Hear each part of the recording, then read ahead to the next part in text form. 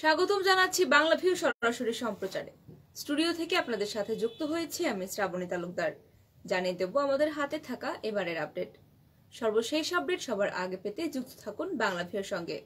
আপনাদের ভালো লাগা, খারাপ লাগা বা যে কোনো ধরনের পরামর্শ জানিয়ে দিতে পারেন মন্তব্যের মাধ্যমে, এবং আপনি যদি ইউটিউবে দেখে থাকেন তাহলে অবশ্যই আমাদের চ্যানেলটি সাবস্ক্রাইব করুন এবং পরবর্তী ভিডিও পেতে বেল আইকনটি ক্লিক করে রাখুন।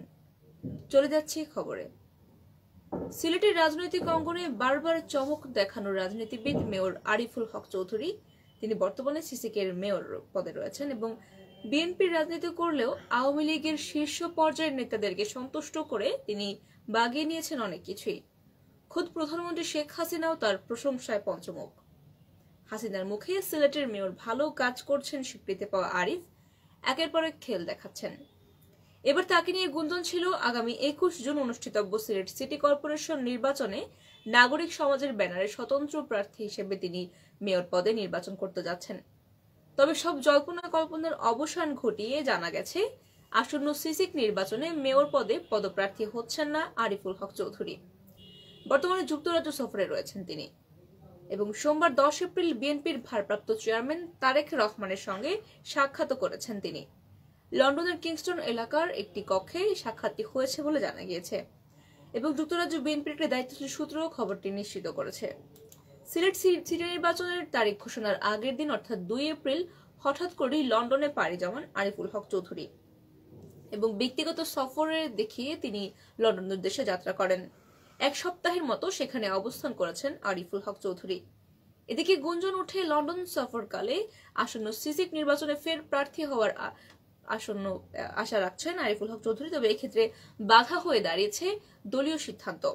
বিএনপি সরকারের অধীনে কোনো নির্বাচন অংশ নেবে না এমন সিদ্ধান্তে বিপাকে পড়েছেন তিনি।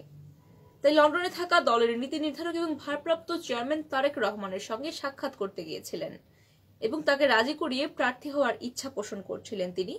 আর এমন গুঞ্জন সত্যি করে সোমবার সেখানে তারেকের সঙ্গে দেখাও করেন তিনি এবং গুঞ্জন ওঠে মেয়র আরিফের পলিসি হবে নির্বাচনের আগে বিএনপি থেকে পদত্যাগ করে নাগরিক সমাজের ব্যানারে স্বতন্ত্র প্রার্থী করছে এবং অন্যভাবে মূল্যায়ন করবে। চেয়ারম্যান করার আশ্বাস দিয়েছেন তারেক জিয়া। এছাড়া আগামী জাতীয় সংসদ নির্বাচনে বিএনপি অংশগ্রহণ করলে আরিফকে একটি আসনের পদপ্রার্থী করা হবে এমন আশ্বাসও দিয়েছেন তারেক রহমান। এদিকে সিটি নির্বাচনের তারিখ ঘোষণার আগের দিন তিনি লন্ডনে গিয়েছিলেন এবং এক সপ্তাহ অবস্থানও করেছেন এবং দেখা করেছেন বিএনপির দলের ভারপ্রাপ্ত চেয়ারম্যান তারেক রহমানের সঙ্গে এবং সেখান থেকে তিনি দলের হাইকমান্ড মেনে নিয়ে নির্বাচনে অংশগ্রহণ করছেন না বলে জানিয়েছেন এবং তার এই নির্বাচনে অংশগ্রহণ না করাটাকে অন্যভাবে মূল্যায়ন করবে বিএনপি এবং তাকে আগামীতে দলের ভাইস চেয়ারম্যান করার আশ্বাস দিয়েছেন তারেক রহমান। সুপ্রিয় দর্শক শ্রোতা, এই ছিল আমাদের হাতে থাকা আপডেট। এতক্ষণ ধরে সঙ্গে ছিলেন সকলকে অসংখ্য ধন্যবাদ। সর্বশেষ আপডেট সবার আগে পেতে যুক্ত থাকুন বাংলাভিউর সঙ্গে।